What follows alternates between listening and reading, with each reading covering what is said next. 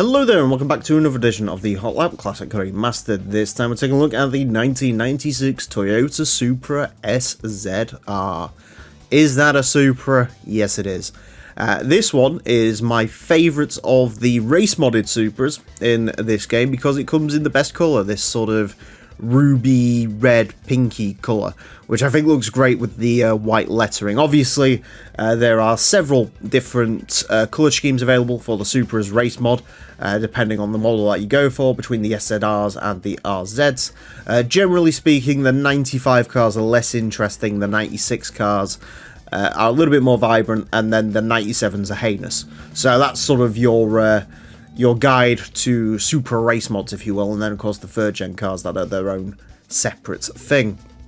This is our final naturally aspirated Supra to take on the course. After this there is only one left, the 97 RZ, which I'm not looking forward to, and I think we've even done all of the modified tuner Supras as well. So yeah, anyways, there you go. In terms of this one, it is standard naturally aspirated Supra stuff, front engine to rear wheel drive, 393 horsepower, 1,238 kilos. These cars are not the best to drive, so I am not looking forward to this. Anyways, to find out how much I am not looking forward to this, we've already got rear locking, good start. To find out how much I'm not looking forward to this, the Supra is going to get 6 laps of the Motorsports Land track in order to set the best time it possibly can. Our current leader is the Suzuki Cultus Pikes Peak version. That car set time of a 26.540. The naturally aspirated Supra is not going to be beating that, because this isn't a drift contest, and as you can see from that entire opening lap, this is going to be tricky. The quickest naturally aspirated Supra that has gone around here was the 95 SZR. That set a time of a 30.963. Yeah, 962, sorry. So, yeah, that's the quickest one. I think that one might be the lightest. I'm not sure if there's much difference between the 95 and the 96s, other than in terms of sort of out and out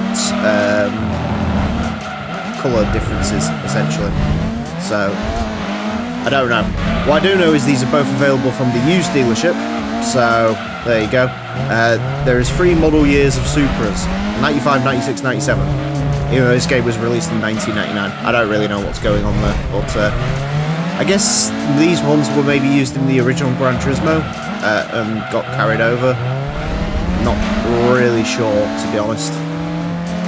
30.831, we'll take that.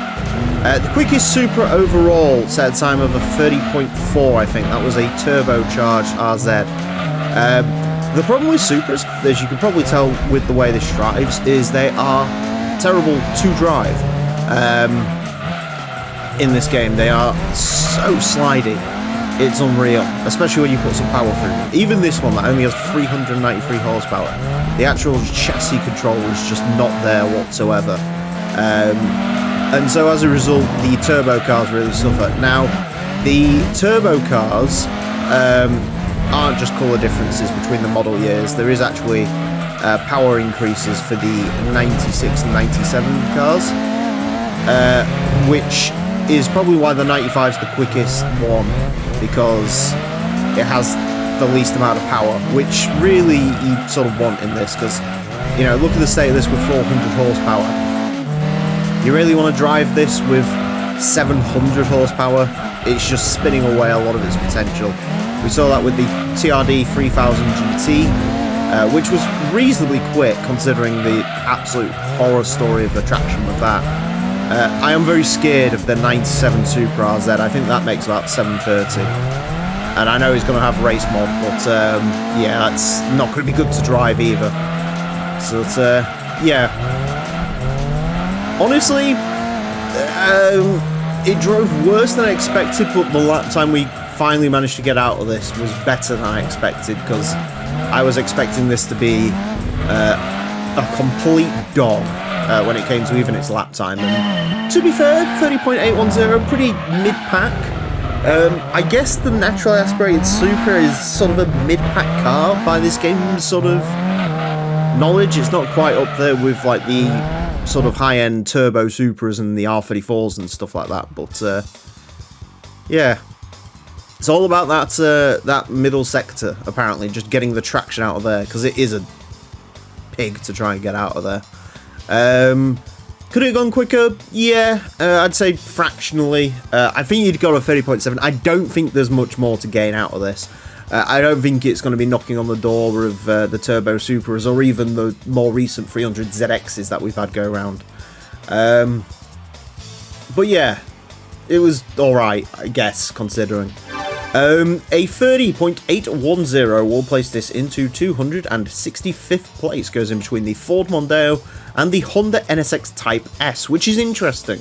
I'd probably drive the NSX over this. The NSX had different problems compared to this. This doesn't have a power issue.